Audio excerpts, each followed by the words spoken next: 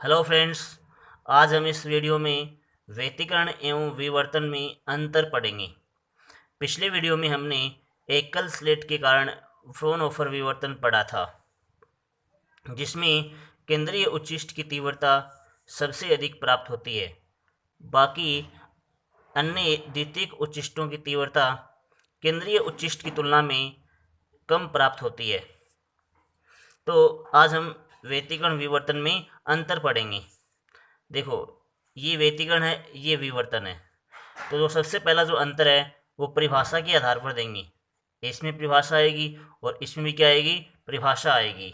देखो, व्यतिकरण की परिभाषा हम पहले पढ़ चुके हैं, तो एक अंतर तो यही हो जाएगा, जब दो या दो से अधिक लगभग समान आयाम समान आवर्ती की कला संबंध तरंगे।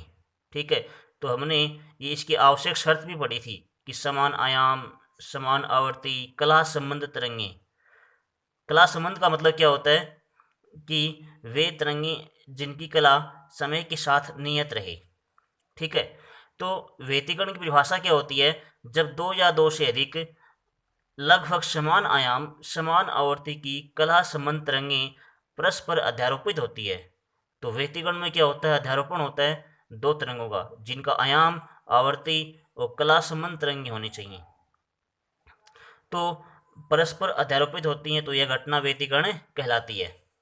विवर्तन में क्या होता है कि किसी अपारदर्शी अवरोधक या द्वारक के तेज किनारों से प्रकाश के मुड़ने तथा उसकी ज्यामितीय छाया में फैल जाने की घटना। तो किसी अपारदर्शी अवरोधक किसी अवरोधक से टकरा करके प्रकाश के मुड़ने तथा उसकी ज्यामितीय छाया में फैलने की घटना विवर्तन कहलाती है। ठीक है, तो ध्यान रहे भाई, व्यतिकरण में दो स्लिट काम में आती हैं। दो स्लिट, जैसे कि एक S1 एक S2, फिर इन दोनों से जो तरंगे निकलती हैं उनका आगे जाकर पर्दे पर क्या होता है, अध्यारोपण होता है। जबकि विवर्तन में क्या होता है, एक ही स्लिट से तरंगे निकलती हैं, एक ही स्लिट से जो तरंगिकाएं निकलती हैं उनका आगे जाकर के अध्यारोपण होता है। देखो, अध्यारोपण यहाँ भी होता है, लेकिन इसमें स्लिट एक ही काम में आती है और इसमें दो स्लिटें होती हैं, S1 व S2। ठीक है, इसलिए हमने पिछले वीडियो में पढ़ा था कि एकल स्लेट के कारण फ्रोनहोफर विवर्तन, तो वहां पर हमने एकल स्लेट काम में ली थी और एकल स्लेट के कारण फ्रोनहोफर विवर्तन पढ़ा था। और हमने इसके बारे में पढ़ा था कि यंग का द्विस्लिट प्रयोग।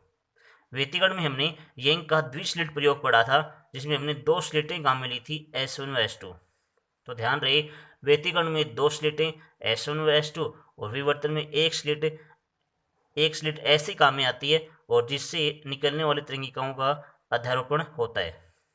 ठीक है, तो इसकी जो परिभाषा है, परिभाषा वाला अंतर क्या हो गया, तेज किनारों से प्रकाश के मुड़ने तथा उसके ज्यामितीय छाया में फैल जाने की घटना को विवर्तन कहते हैं।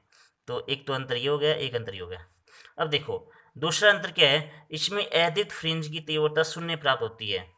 तो ध्यान रहे भाई, व्यतिकरण में जो अदीप्त फ्रिंज प्राप्त होती है, अदीप्त फ्रिंज जो कि विनाशी व्यतिकरण होता है, उसकी तीव्रता शून्य प्राप्त होती है। जबकि विवर्तन में अदीप्त फ्रिंज की तीव्रता पूर्ण रूप से शून्य नहीं होती है, शून्य प्राप्त नहीं होती है, मतलब शून्य के नज़दीक होती है लेकिन पूर्ण रूप से शून्य नहीं होती है। अतः अदीप्त फ्रिंज की तीव्रता शून्य प्राप्त नहीं होती है। ये इसमें एक अंतर और हो गया। दूसरा देखो, सबसे मेन अंतर ये वाला है कि सभी दीप्त फ्रिंजों की तीव्रता समान होती है। सभी दीप्त फ्रिंजों की तीव्रता, ये उच्चिष्ट उच्चिष्ट उच्चिष्ट, अर्थात इसको आप दीप्त भी बोल सकते हो। तो सभी दीप्त फ्रिंजों की तीव्रता समान होती है, सभी की तीव्रता समान है। देखो, लेकिन देखो, इसमें सभी दीप्त फ्रिंजों की तीव्रता समान प्राप्त नहीं होती है। देखो, ये केंद्रीय उच्चिष्ट, फिर ये द्वितीयक उच्चिष्ट, फिर ये द्वितीयक उच्चिष्ट, मतलब द्वितीयक में ये पहला है, ये द्वितीयक में दूसरा है। तो इसको क्या बोलते हैं, इसको केंद्रीय उच्चिष्ट बोलते हैं। इसका नाम क्या है, प्रथम द्वितीयक उच्चिष्ट, प्रथम द्वितीयक उच्चिष्ट। इसका नाम क्या हो गया, द्वितीय द्वितीयक उच्चिष्ट। ठीक है, तो इन सब की तीव्रता क्या हो रही है, कम हो रही है। तो सभी की तीव्रता समान नहीं है, और यहाँ पर तीव्रता क्या समान है। तो ध्यान रहे, व्यतिकरण में फ्रिंजों की तीव्रता समान होती है, विवर्तन में दीप्त फ्रिंजों की तीव्रता समान नहीं होती है। ये हमने ग्राफ द्वारा पढ़ भी लिया है। चौथा पॉइंट क्या है, देखो चौथा पॉइंट और भी अच्छा है, फ्रिंजों की चौड़ाई समान प्राप्त होती है। फ्रिंजों की चौड़ाई समान, देखो हमने इसका डेरिवेशन भी किया था कि चमकीली फ्रिंजों की चौड़ाई और अदीप्त फ्रिंजों की चौड़ाई, काली फ्रिंजों की चौड़ाई तो दोनों के लिए, चमकीली व काली दोनों के लिए सेम फॉर्मूला आया था। हमने ये वाला फॉर्मूला ड्राइव भी किया था, beta equal to lambda D upon D. और इसका जो निर्भरता देखी थी कि बीटा किसके ऊपर निर्भर करता है, बीटा समानुपाती लेमडा समानुपाती डी समानुपाती 1 अपॉन डी। ठीक है, तो ये जो है फ्रिंजों की जो चौड़ाई होती है, फ्रिंज चौड़ाई समान प्राप्त होती है। फ्रिंज चौड़ाई का फॉर्मूला क्या होता है भाई, beta equal to lambda D upon D. परिभाषा क्या होती है कि कर्मागत दीप्त या अदीप्त, कर्मागत दीप्त या अदीप्त फ्रिंजों के बीच की दूरी फ्रिंज चौड़ाई कहलाती है, जिसका फॉर्मूला हमने प्राप्त कर लिया था, beta equal to lambda D upon D. इसके ऊपर एक न्यूमेरिकल भी करेंगे। तो फ्रिंज चौड़ाई क्या हो गई, समान हो गई, चाहे काली हो चाहे चमकीली हो, सबके लिए फ्रिंज चौड़ाई समान प्राप्त होती है। देखो इसमें क्या है, इसमें फ्रिंजों की चौड़ाई समान प्राप्त नहीं होती है, अर्थात असमान प्राप्त होती है। फ्रिंजों की चौड़ाई असमान प्राप्त होती है। देखो इसमें जो केंद्रीय उच्चिष्ट की जो चौड़ाई है, केंद्रीय उच्चिष्ट की चौड़ाई वो 2x equal to 2 lambda F D होती है। इसका फॉर्मूला है कि विवर्तन में केंद्रीय उच्चिष्ट की चौड़ाई का formula 2x equal to 2 lambda F D. ये अपने सिलेबस में नहीं है इसका डेरिवेशन, और इसका डेरिवेशन बाद में करवा देंगे, लेकिन सिलेबस में नहीं है। लेकिन इसके ऊपर न्यूमेरिकल पूछ सकते हैं, कई बार न्यूमेरिकल आता है इसके ऊपर कि केंद्रीय उच्चिष्ट की चौड़ाई 2x, जो चौड़ाई वो किसके ऊपर डिपेंड करती है, लेमडा फोकस दूरी f और d के ऊपर डिपेंड करती है। जहाँ f क्या है, लेंस की फोकस दूरी, और d क्या है, स्लिट चौड़ाई। जो हमने सिंगल स्लिट ली थी, एक ही स्लिट ली थी, उसकी चौड़ाई है। और f जो आगे वाला जो लेंस होता है, f जो दूसरा लेंस L2 होता है, उसकी लेंस L2 क्या होती है, फोकस दूरी होती है। हमने कल चित्र में पढ़ लिया था। ठीक है, तो केंद्रीय उच्चिष्ट की चौड़ाई का फॉर्मूला क्या होता है, 2x equal to 2 lambda upon D. बाकी की चौड़ाई सबसे कम, बाकी की चौड़ाई क्या होती है, इनसे कम होती है। मतलब केंद्रीय उच्चिष्ट की चौड़ाई सबसे अधिक होती है, फिर द्वितीयक उच्चिष्ट की चौड़ाई और कम हो जाएगी, फिर और कम हो जाएगी, तो सबकी चौड़ाई धीरे धीरे कम होती जाती है। तो सबकी चौड़ाई एस समान होती है, तो इसलिए 2x इक्वल टू क्या होता है, 2 लेमडा अपॉन डी होता है। इसका फॉर्मूला थोड़ा बहुत याद कर लेना। देखो पांचवा पॉइंट, देखो ये मैंने पॉइंट कल भी डिस्कस किया था कि nवें उच्चिष्ट के लिए पथांतर, पिछली वीडियो में आया था ये पॉइंट। तो nवें उच्चिष्ट के लिए पथांतर क्या होता है, delta equal to N lambda होता है। और निम्निष्ट के लिए पथांतर क्या होता है, 2n प्लस 1 लेमडा बाई 2। जबकि इसमें उल्टा हो जाएगा, जो इसमें जो उच्चिष्ट वाला है वो तो निम्निष्ट के बन जाएगा, और जो इसमें निम्निष्ट वाला है वो उच्चिष्ट के लिए बन जाएगा। ठीक है, तो इसमें उच्चिष्ट वाला जो पथांतर delta equal to N lambda है वो निम्निष्ट के लिए बन जाएगा विवर्तन में, जबकि इसमें जो निम्निष्ट वाला है वो इसमें उच्चिष्ट के लिए बन जाएगा। तो आपस में क्या हो गया, फेरबदल हो गया। तो पता होना चाहिए, आप एक का याद कर लेना, दूसरा अपने आप याद हो जाएगा। ठीक है, तो ये हो गया भाई, व्यतिकरण और विवर्तन में हमने अंतर पढ़ लिए, 6 अंतर पढ़ लिए। अब देखो इसके बाद नेक्स्ट टॉपिक डिस्कस करते हैं, विभेदन क्षमता और विभेदन सीमा। देखो विभेदन क्षमता और विभेदन सीमा, देखो नाम से स्पष्ट है, विभेदन की विभेद करने की क्षमता, और विभेदन सीमा, सीमा मतलब लिमिट, न्यूनतम कुछ ना कुछ होगा न्यूनतम। विभेदन सीमा मतलब, सीमा मतलब कोई ना कोई बाउंड्री होगी, कोई ना कोई लिमिटेशन होगी, मतलब न्यूनतम या अधिकतम कुछ ना कुछ होगा यहाँ पर। तो देखो यहाँ विभेदन क्षमता की किसी प्रकाशीय उपकरण, जैसे कि मान लो सूक्ष्मदर्शी है, दूरदर्शी है, आँख भी है, हमारी आँख, मनुष्य की आँख जो होती है, कुछ भी मान लो, किसी प्रकाशीय उपकरण द्वारा प्रकाशीय उपकरण द्वारा दो निकटवर्ती बिंबों को, निकटवर्ती बिंब जैसे कि वस्तु, दो वस्तुएं हैं, पास पास हैं, बिल्कुल पास पास है दो वस्तुएं, जैसे कि, ठीक है, तो किसी प्रकाशीय उपकरण द्वारा दो निकटवर्ती बिंबों को पृथक पृथक देखने की क्षमता, पृथक पृथक स्पष्ट देखने की क्षमता। ठीक है, तो किसी प्रकाशीय उपकरण द्वारा दो निकटवर्ती बिंब, जैसे कि दो वस्तुएं पास पास, बिल्कुल पास पास है, और उन दो वस्तुओं को हम देख रहे हैं, तो अगर वे दो वस्तुएं स्पष्ट दिखाई दे रही हैं, बिल्कुल स्पष्ट दिखाई दे रही हैं, तो वो अपनी आँख की विभेदन क्षमता कहलाती है। कि जितना हम दूर जाएंगे वो धीरे धीरे उनकी जो है ना वो कम दिखाई देंगी, और जितना हम आँख उसके पास आएगी आँख, तो उतनी वो स्पष्ट दिखाई देंगी।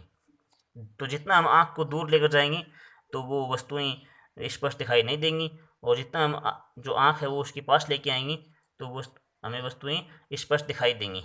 देखो किसी प्रकाशीय उपकरण द्वारा दो निकटवर्ती बिंबों को पृथक पृथक देखने की क्षमता उसकी विभेदन क्षमता कहलाती है। जबकि विभेदन सीमा क्या होती है, दो बिंबों के बीच की वह न्यूनतम दूरी, दो बिंबों के बीच की वह न्यूनतम दूरी, जैसे कि दो बिंब यहाँ बने हुए हैं, तो दो बिंबों के बीच की वह न्यूनतम दूरी जिससे वे बिंब किसी प्रकाशीय यंत्र द्वारा अलग अलग दिखाई दे सकें।